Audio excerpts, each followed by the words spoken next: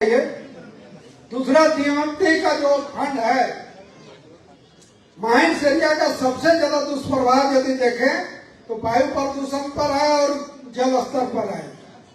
जल स्तर का बड़ा स्रोत पूरे जिले में रेती तालाब भी है। रेती तालाबों का जीर्णोद्धार नहीं हो पाता है, नियम भी नहीं है। लेकिन मेरा एक सुझाव है कि यदि सरकारी तालाबों का जीर्णोद्धार के बाद जैसे वहाँ मत्स्य समिति करती है या अन्य रूप से होता है, पानी का उपयोग सब लोग करते हैं, रहती तालाबों में भी 3 साल या 5 साल का मत्स्य समिति कराए, लेकिन जलस्तर को बढ़ाने के लिए वैसे बड़े बड़े तालाबों का भी खुदाई जीएमटी से हो, इसका व्यवस्था होना चाहिए। दूसरा, पिछला बैठक में भी मैंने उठाया था इस बात को कि सिंदरी में करीब 5 से 7 लाख की आबादी है। 5 से 7 लाख की आबादी में स्वास्थ्य सुविधा नहीं के बराबर है।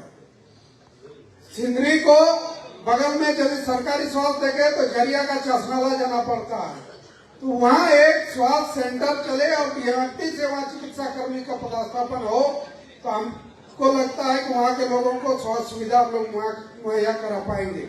इसके लिए भी गौशाला में एक जो स्वास्थ्य केंद्र है अर्बन CHCH है और उसका नए सिरे से डॉक्टरों का पदस्थापन करके यदि रेफरल अस्पताल के तर्ज पर बनाया जा सके तो उनको लगता है बहुत अच्छा होगा।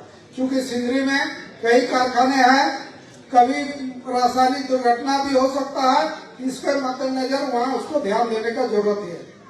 दूसरा, जो पेयजल को सबसे प्रायोरिटी में हम लोग हाई प्रायोरिटी में देखते हैं, लेकिन पेयजल में भी सिंदरी विधानसभा का बलियापुर में जो एक योजना बलियापुर फेज 1 में काम हुआ, फेज 1 का आधा से ज्यादा काम में पानी नहीं पहुंच पाया है और वो कंपनी जो काम किया वो डिबार हो चुकी है। उस गांव में पानी पहुंचाने का दूसरा कोई यूज नहीं हो रहा है। तो उन गांवों में जीएमटी के माध्यम से पेयजल की जलापूर्ति करा जाए और नियमित जलापूर्ति करा जाए।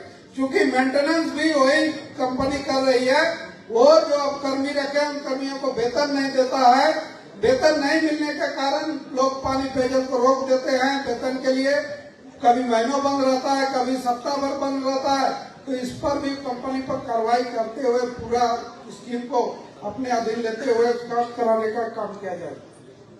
इसके साथ साथ एक नया जो पिछले बैठक और इस बैठक में जो अंतर हम लोगों ने देखे कि पुस्तकालय के में कुछ जगह पर 9 या 10 पूरे जिले में काम हुआ है, तो बच्चों को पढ़ाने में मदद का जो एक सिलसिला शुरू हुआ, इसको पंचायत स्तर तक यदि करवाया जाए, पंचायत भवन में एक रूम का यदि या पंचायत भवन में ही व्यवस्था कराया जाए, पूरा जो बाउंड्री और ग्राम सभा इस सब के लिए जो होता है उसका जो व्यवस्था हो रहा है, तो ऐसे बच्चे जहाँ दूसरे कहीं स्कूल बिल्डिंग में या कहीं तैयारी करके कर रहे हैं, हम लोग देखते हैं कि हर वैकेंसी में जिले से प्राय जगह से बच्चे का सिलेक्शन हो रहा है, लेकिन उसका वैसा सुविधा नहीं मिल पा रहा है। तो ऐसे लोगों को पंचायत भवन में यदि सुविधा दिया जाए तो हमको लगता है कि और बच्चे अच्छा ही करेंगे, अच्छे जगह पर उनका तैयारी में माहौल मिलेगा तो अच्छे जगह पर वो